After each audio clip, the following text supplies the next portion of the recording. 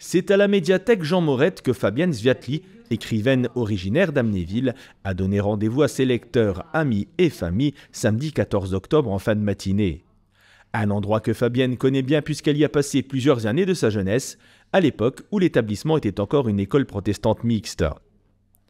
En résidence à Sichazel, à la maison de Robert Schumann, Fabienne en a profité pour faire un crochet de sa ville natale afin de présenter ses œuvres au public.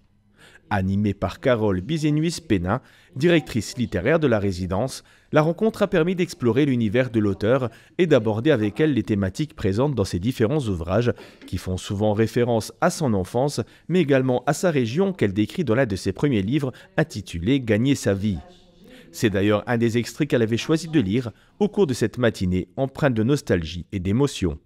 Grandes aciéries, Amnéville-Moselle, début des années 70. Le père se lève tôt le matin, rentre tard le soir, parfois l'inverse. Il est ouvrier électricien. Il fait les 3-8. Il est l'indispensable chaînon de cette mécanique qui fait que l'usine ne s'arrête jamais. Le père donne le temps de son corps à l'usine pendant que ses enfants jouent ou vont à l'école, pendant que ses enfants vivent leur vie d'enfant. Donc, quand c'est l'heure, le père monte sur son vélo et rejoint dans la rue principale les autres hommes qui, comme lui, se rendent à l'usine. Ils pédalent ensemble. Lui cogne avec les genoux la sacoche qui contient la gamelle ou le casse-croûte, pousse un de ses jurons qui font de la place dans la tête et les poumons. L'usine. Grande masse sombre qui occupe un large terrain plat traversé par l'Orne. Rivière que l'on sait être là, derrière les arbres et les ronces, mais on ne la voit jamais.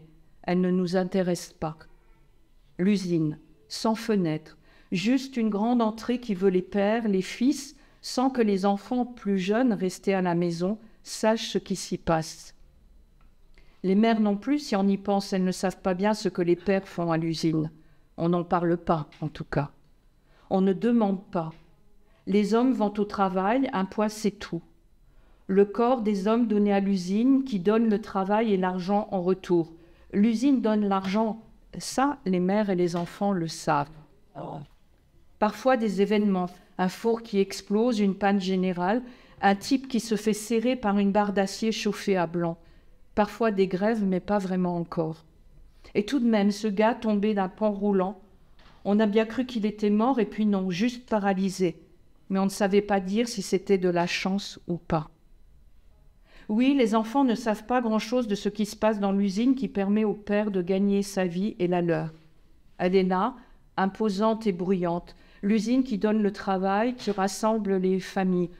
Rassurante au fond, puisque tant qu'elle est là, on aura de quoi manger. Et l'enfant, qui s'ennuie assise sur le bord du trottoir, regarde l'usine qui se voit de loin.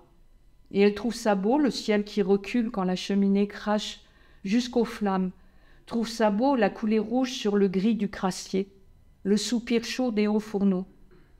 Elle trouve ça beau l'usine qui fonctionne avec le père dedans. Elle ressent des choses sans trouver les mots.